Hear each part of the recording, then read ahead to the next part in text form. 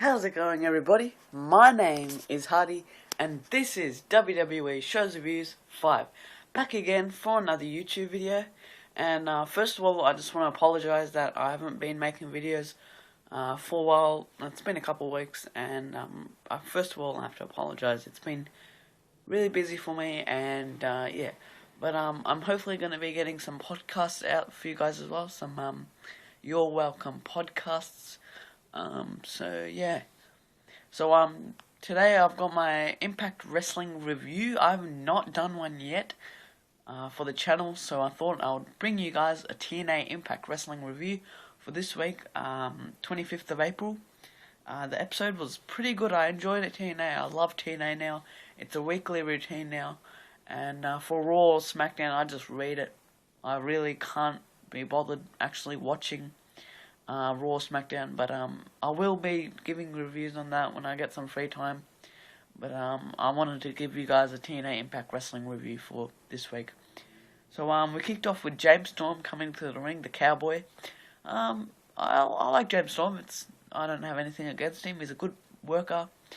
So yeah, he comes out and he's just telling us that he got cheated by AJ Styles, and AJ Styles interrupts and he's up in the rafters, and James Storm wants a rematch. And then my favourite they're not my favourite tag team, but probably my second or third tag team in TNA Impact Wrestling, Bad Influence, come out. Kazarian and Christopher Daniels, the most hilarious people, and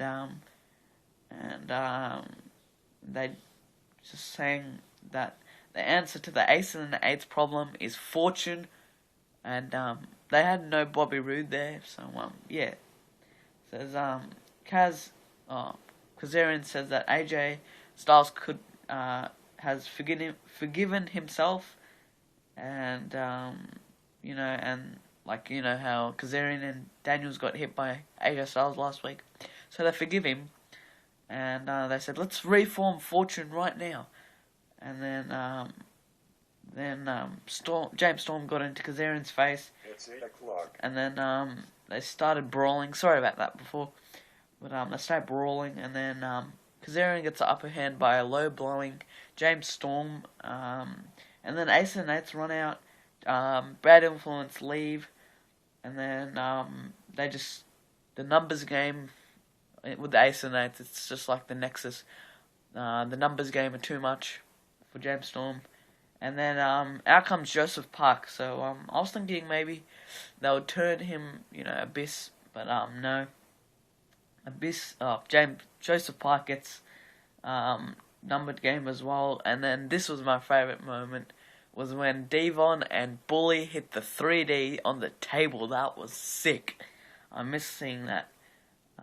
And the medical staff take away Joseph Park, and Bully Ray, the World Heavyweight Champion, grabs the mic. He is gold on the mic. He is gold, and he says nobody can stop the Ace and Eights, and he wants Hogan to come at the end of the show he's going to call him out for a challenge. And then we have a knockouts match.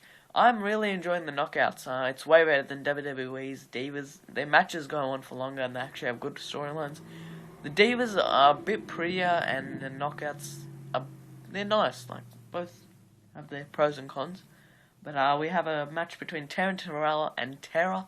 Tara is a professional when it comes to wrestling. She is amazing. She's a great worker, and she can make anyone really look good. She can in the match. So Taryn Terrell comes away with the victory as a roll-up pin, and ODB was again referee for this week as they got rid of Taryn Terrell. So yeah. And then we had an impromptu match between Rob Terry and Jesse. I think that's Tara's boyfriend or whatever.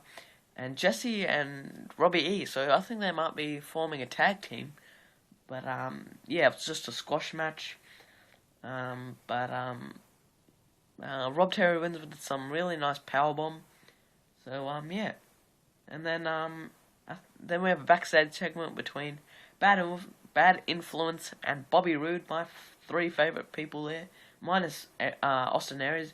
But Bad Influence are pretty much influencing Bobby Roode to make reform fortune, but Austin Aries is like near the door, like creeping in. That was a really good segment there, and then Bobby Roode asked about how about Austin Aries joins, and then I can't remember what they said, and then what did I say? Yeah, and then they just said why. I think Bad Influence said why did they just go away or something like that. I don't know. Oh yeah. So then yeah. Aries says that, so then he knows. Oh, why did they just go away? So then he pretend that he didn't hear anything. And then Aries is like he's gonna go out. That both of them are gonna go out and win the tag team championships. So then we have a tag team match, which was the world tag team champions, Chavo Guerrero and Hernandez. I really like Hernandez. He's a really powerhouse, and yeah, and they are versing my favorite tag team on TNA Impact Wrestling, the Dirty Heels, Austin Aries and Bobby Roode, and they come away with a victory here. Chavo Guerrero and Hernandez to retain their titles. So yeah. I was okay with that, in a way, but yeah, but Aries, no, not Aries, Bad Influence come out for the distraction, and Daniels accidentally clotheslines Bobby Roode. Chavo gets rid of Daniels, top rope for Chavo, frog splash, 1, 2, 3, and yeah. Then we have Matt Morgan and a segment. Yeah, he's just saying that he wants to verse the TNA World Heavyweight Champion Bully Ray tonight, and then he comes out and he's talking about all of Hulk Hogan's mistakes as GM. Then he finally gets Hulkster out, and he's just pushing his buttons, all this kind of stuff, and he's just talking. He's just pushing his buttons and stuff like that. And then Bully Ray promises the Ace of the Nates that not to come into the ring at the final segment of the night with him and Hulk Hogan. He said no, do not. So yeah, the Ace of the Nates have to listen to their president, obviously. And then we have TNA Knockouts Championship match. This match was really good. The crowd was pumped to the max for this match. I think the crowd was amazing tonight. It was Velvet Sky versus Mickie James, and this was a pretty good match. I enjoyed it, and I think Mickie might turn heel soon, maybe down the road. But we didn't see that. But she was working on Velvet's injured knee throughout the match.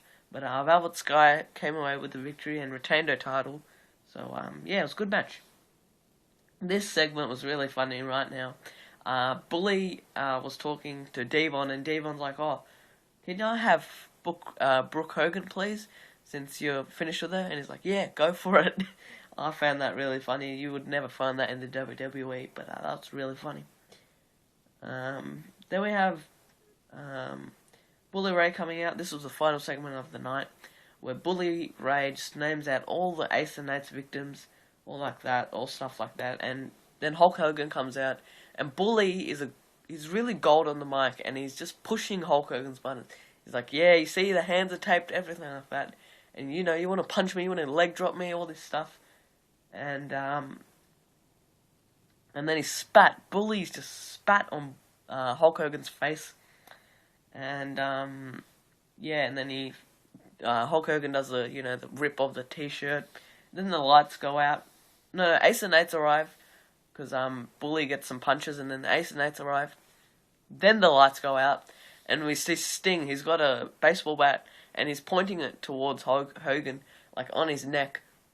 And then after a couple of 5 minutes, and then he just turns around to Bully, and then he takes it. Sting and Hogan take out all of the Ace and Nates. So yeah, that was TNA Impact Wrestling for this week. I enjoyed it. It was pretty good. I would give it a 7 out of 10 overall rating. So yeah, if you guys want to smack the like button for me, since I'm back for a video, and if you enjoyed TNA Impact Wrestling, and I'll link you a video to watch Impact Wrestling tonight, or if you've watched it. If you haven't watched it, I'll link it down below for you guys. And subscribe down below, like, comment, everything down below. And I'll see you guys on another video. Hopefully it's a podcast or maybe just a raw review. So yeah, peace and see you guys later.